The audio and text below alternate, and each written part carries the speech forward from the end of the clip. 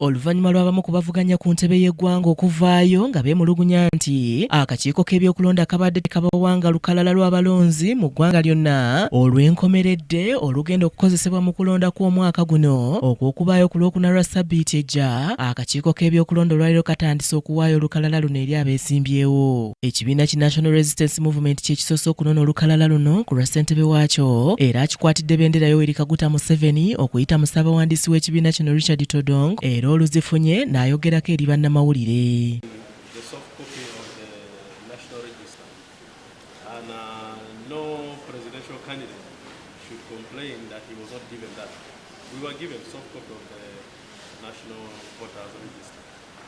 And again, today we are receiving both the soft copy and the hard copy. So I don't know why they would complain, but as NRM, we are not complaining, we are only grateful. Nga zikunuukiriza essaawa 9:30 ez'olweggulo ekibinja okuva mu National Unity Platform ku lwa pulezidenti waabwe era abakwatidde bendera kuwa pulezidenti Robert Kyagulanyi Ssentamu nga kikulembeddwamu Alex Lwanyaga Rovans omu ku batuula ku kakiiko k'ebyokulonda mu Nuupu bagobye ku kitebe ky'akakiiko kano okuddukira olukalala lw'abalonzi lwe baludde nga babanja. Bano oluvannyuma lw'okwanirizibwa abakulu mu kakiiko k'ebyokulonda baweereddwa omwagaanya okwekenneenya olukalala luno n'oluvannyuma balutwale okusobola okweteekateeka obulungi era balabiddwako nga bazeekaliriza.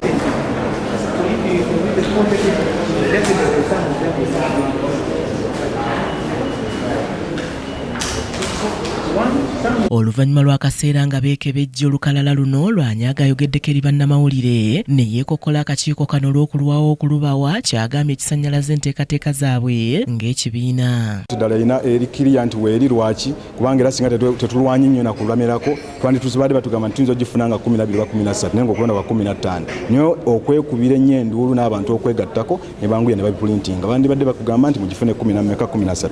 Ekyokusatu obwerufu bwe tugenda okusinga okusaba oba bwe tuli mu kusaba bwetwogera olwaliro tonnaba kutegeera lwaki bagenda kuwa buli busatu omulundi gumu. Omwogezi w'akakiiko k'ebyokulonda mu ggwanga Julius Muchongozi aliko byalambuludde ku nteekateeka eno. Akakiiko kakikola mu lwatu mu maaso g'abannamawulire eri ba candidates nga kiragira ddala nti buli akakiiko k'ebyokulonda kyekakola kakikolera mu lwatu nga kyekimu ku mitendera akakiiko kikaze kakola okulaba nti okutegeka akalulu kano kalimu obwerufu, tekaliimu kyekubiina, tekaliimu kyetukwese, buli kimu kiri mu public. Kyokka ku kitebe ky'akakiiko kano wabaddewo akajagalalo omu ku bantu 11 abaawanduukulwa akakiiko k'ebyokulonda ku bwa mmeeya wa Makindye mu Nanuupu Bosco Lusagala bw'asazeeko ekitebe ky'akakiiko kano n'abamu ku bawagizi be nga baagala akakiiko kano kabawe fayiro erimu ensala yaako mu baamuggira mu lwokaano era gye biggweredde nga abakuumaddembe babagumbuludde ne wabaawo n'abasiddwako obunnyogoga.